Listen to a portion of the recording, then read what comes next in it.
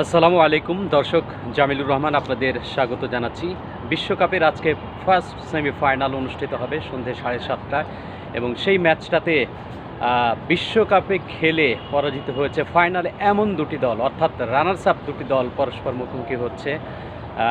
দক্ষিণ আফ্রিকা এবং সেই সঙ্গে নিউজিল্যান্ড। দক্ষিণ আফ্রিকা ডিফেন্ডিং রানার্স আপ, গত বিশ্বকাপের ফাইনালে ভারতের কাছে পরাজিত হয়েছিল, আর 2021 টি-20 বিশ্বকাপের ফাইনালে অস্ট্রেলিয়ার কাছে পরাজিত হয়েছিল নিউজিল্যান্ড। সেই দিক থেকে বলা যায় যে দুটি বিশ্বকাপের ফাইনালে পরাজিত দলের মধ্যেই আজকে সেমিফাইনালটি অনুষ্ঠিত হচ্ছে। যারা জয়লাভ করবে চলে যাবে স্বপ্নের ফাইনালে।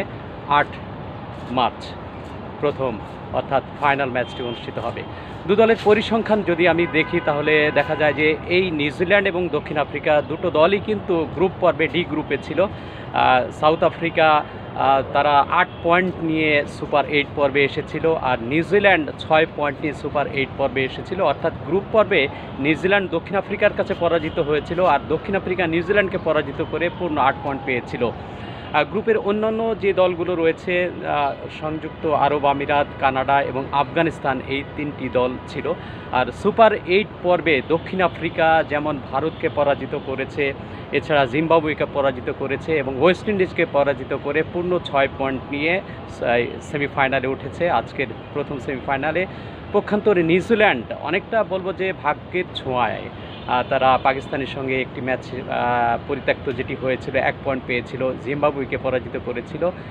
আর ইংল্যান্ডের সঙ্গে পরাজিত হয়ে কিন্তু 3 পয়েন্ট নিয়ে ভাগ্যক্রমেই বলা যায় যে আজকের এই স্বপ্নের প্রথম সেমিফাইনালে উন্নীত হয়েছে। আজকে সন্ধ্যে 7:30টায় ম্যাচটি অনুষ্ঠিত হবে। আমি যেটি মনে করি যে দক্ষিণ আফ্রিকাই এগিয়ে থাকবে, কারণ যদিও টি-20 র্যাঙ্কিংয়ে নিউজিল্যান্ড 4 নম্বরে রয়েছে, দক্ষিণ আফ্রিকা 5 নম্বরে রয়েছে, তারপরেও সাম্প্রতিক যে পারফরম্যান্স, এবারে টি-20 ওয়ার্ল্ড কাপে দক্ষিণ আফ্রিকা নট আউট ফুটবল খেলেছে, ক্রিকেট খেলেছে বলা যায়, অপরাজিত।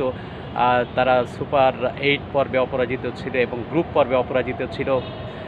মার্ক এইডেন মার্করাম তিনি অসাধারণ খেলছেন, যেমন ক্যাপ্টেন্সি করছেন, সামনে থেকে নেতৃত্ব দিচ্ছেন এবং তার ব্যাট থেকেও কিন্তু আমরা রান পাচ্ছি। সেই দিক থেকে নিউজিল্যান্ড কিছুটা পিছিয়ে রয়েছে সাম্প্রতিক পারফরম্যান্সে।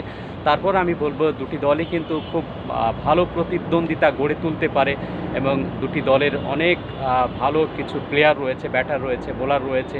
আমার মনে হয় যে আজকের সেমিফাইনালটি অনেক এক্সাইটিং একটা ম্যাচ হতে পারে, অনেক প্রতিদ্বন্দ্বিপূর্ণ একটা ম্যাচ হতে পারে। আমরা আশায় রয়েছি অন্তত আজকের ম্যাচ থেকে ক্রিকেট রসিক যারা রয়েছে তারা ভালো একটা ক্রিকেট ম্যাচ দেখবে এবং আজকের ম্যাচটি রসিয়ে উপভোগ করবে।